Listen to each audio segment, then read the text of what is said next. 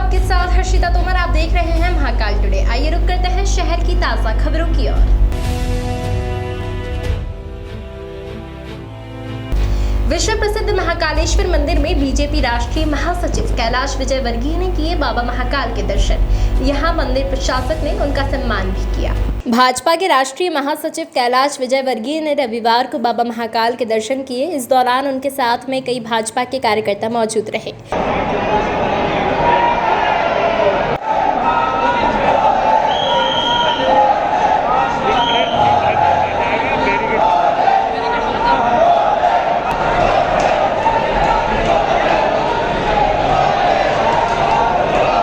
विजयवर्गीय ने गर्भगृह में बाबा महाकाल का पूजन अर्चन कर आशीर्वाद दिया। उसके बाद नंदी हॉल में मंदिर प्रशासक गणेश ठाकर ने शॉल श्रीफल उड़ाकर बाबा महाकाल की तस्वीर भेंट की और उनका सम्मान किया। मध्य प्रदेश के महाविद्यालय में 200 स्मार्ट क्लासरूम और 10 डिजिटल स्टूडियो की स्थापना की जा रही है। साथ ही 1500 से अधिक assistant professor, librarian, sports officers की भर्ती भी की जा रही है। उच्च शिक्षा मंत्री डॉक्टर मोहन यादव ने कहा है कि राष्ट्रीय शिक्षा नीति के क्रियान्वयन के बाद मध्य प्रदेश में उच्च शिक्षा में वर्चुअल माध्यम के प्रभावी उपयोग और अकादमिक गुणवत्ता पर फोकस किया जाएगा। शासकीय महाविद्यालयों में 200 स्मार्ट क्लासरूम और 10 संभागों में डिजिटल स्टूडियो की स्थापना की जाएगी। Online learning management system launch किया जाएगा। विद्यार्थियों की शिकायत को हल करने के लिए ऑनलाइन प्लेटफॉर्म की शुरुआत की जाएगी।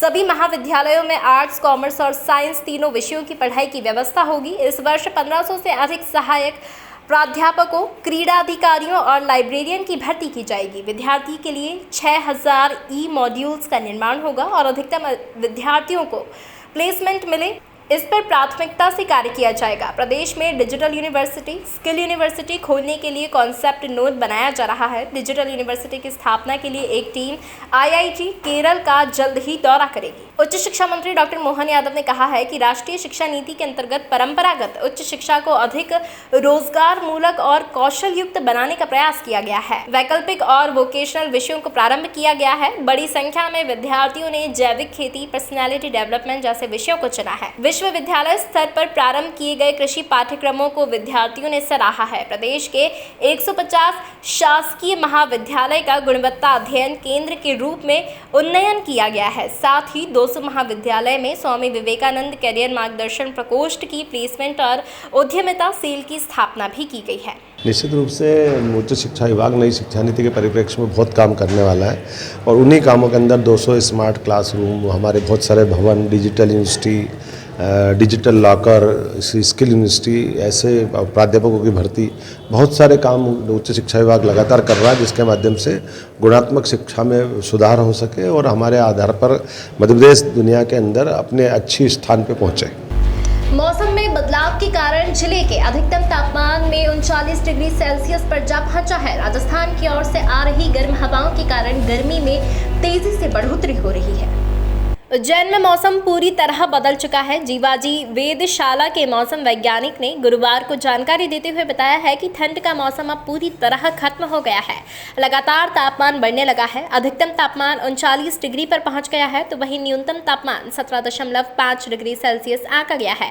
राजस्थान की ओर से आ रही गर्म हवाओं का असर उज्जैन में भी देखने को मिल रहा है। मौसम की यदि हम बात करेंगे तो अब ठंड का जो मौसम था, जो फरवरी माह तक चल रहा था, वो पूरी तरीके से ख़त्म हो चुका है और अब तापमान काफ़ी बढ़ने लगा है। बसंत का मौसम में तेज़ हवाएं भी चल रही है, किंतु ये जो हवाएं हैं सब राजस्थान की ओर से आ रही है और काफ़ी गर्म हवाएं आ रही है अब, जिसके कारण दिन के यदि अधिकतम तापमान की हम बात करेंगे तो अधिकतम तापमान 39 डिग्री तक अभी मार्च के महीने में पहुँच चुका है। और यदि रात्रि के न्यूनतम तापमान की भी हम बात करेंगे तो न्यूनतम तापमान भी लगभग 17.5 डिग्री मिनिमम टेम्परेचर पहुंच चुका है। तो निश्चित रूप से अब जो गर्मी बढ़ने लगी और आने वाले दिनों में और तापमान बढ़ने की संभावना है। गर्मी शुरू होते ही फ्रीगंज स्थित फल मंडी में फलों की आवक शुरू हो गई है। शुरुआती दौर में आम 200 रुपए किलो और तरबूज 40 रुपए किलो बिक रहे हैं। मार्च का महीना शुरू होते ही गर्मी ने भी दस्तक दे दी है। हालांकि दोपहर में गर्मी बनी रहती है, सुबह शाम में थोड़ी ठंडक रहती है।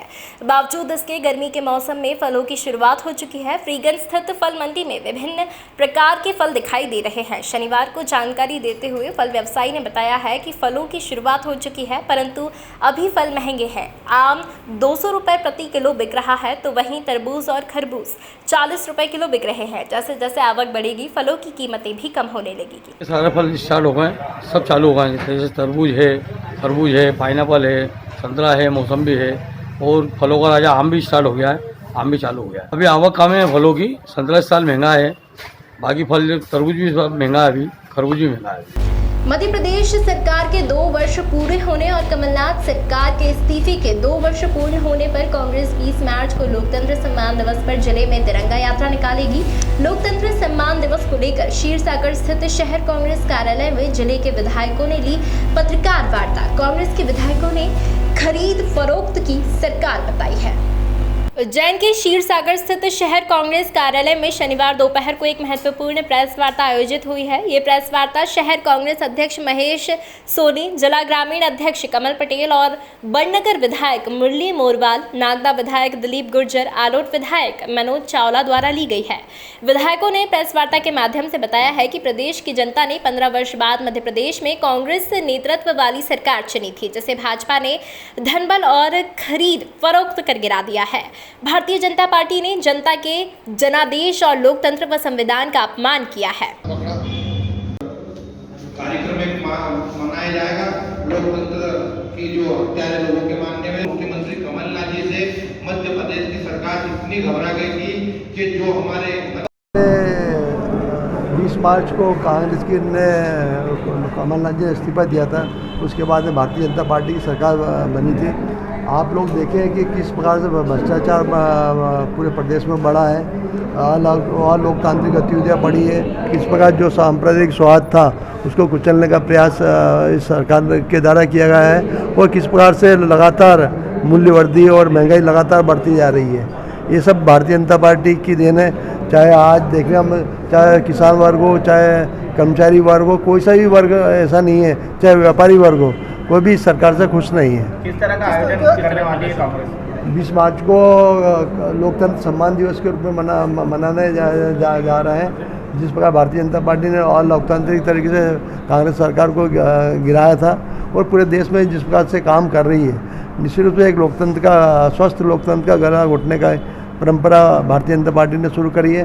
जो जिले का कार्यक्रम है, इसमें पूरे जिले के कार्यकर्ता नेताओं शामिल होंगे और 2 वर्ष पूर्व माननीय कमलनाथ जी की सरकार जो चल रही थी, उसमें भारतीय जनता पार्टी के नेताओं ने हमारी सरकार गिराई है। वो इसलिए गिराई है कि 5 साल तक हमारी सरकार चल जाती तो आने वाले टाइमों में इनकी धज्जियां उड़ती और इनकी सरकार नहीं बन पाती। भारतीय जनता पार्टी के कार्यकर्ता और नेताओं ने बदले की भावना से सब काम कर रहे हैं। वो विकास का काम हो कि कांग्रेस का नेता, कांग्रेस कार्यकर्ता इसके क्षेत्र में काम नहीं होने देना, बिजली के बिगड़े बीजेपी के कम कर दो, कांग्रेस के ज़्यादा बढ़ा दो, ये सब बहुत सी समस्या है जो ये बदले की भावना से काम कर रहे हैं। किसान उन्होंने परेशान है। उज्जैन के महाकालेश्वर मंदिर में राजाधिराज बाबा महाकालेश्वर की भस्म आरती बाबा को भस्म माकर की गई। यहाँ बाबा का आकर्षक नयनाभिराम श्रृंगार भी किया गया। बाबा का जलाभिषेक कर श्रृंगार के बाद श्री पंचायती महानिर्वाणी अखाड़े के प्रतिनिधि ने बाबा महाकाल को भस्म अर्पण की।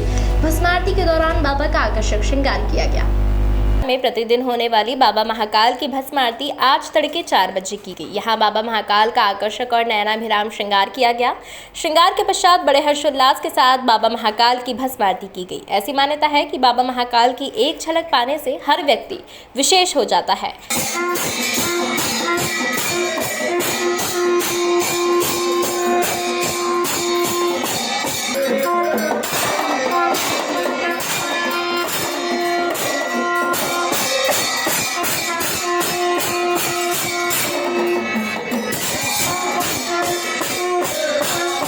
नित्य प्रतिदिन होने वाली भस्म आरती में बाबा महाकाल का पंचामृत अभिषेक हुआ, अर्थात दूध, दही, घी, शक्कर एवं शहद से बाबा महाकाल को नहलाया गया। उसके बाद चंदन का लेपन कर सुगंधित द्रव्य चढ़ाए गए और बाबा को भांग और सूखे मेवे से श्रृंगारित किया गया। इस बीच पंडितों द्वारा मंत्रोच्चारण किए गए, फिर बाबा को श्वेत वस्त्र ओढ़ाकर भस्म रमाई गई। भस्मीभूत होने के बाद झांझ मंजीरे, ढोल नगाड़े, शंखनाद और जय महाकाल के उद्घोष के साथ बाबा महाकाल की भस्म आरती की गई।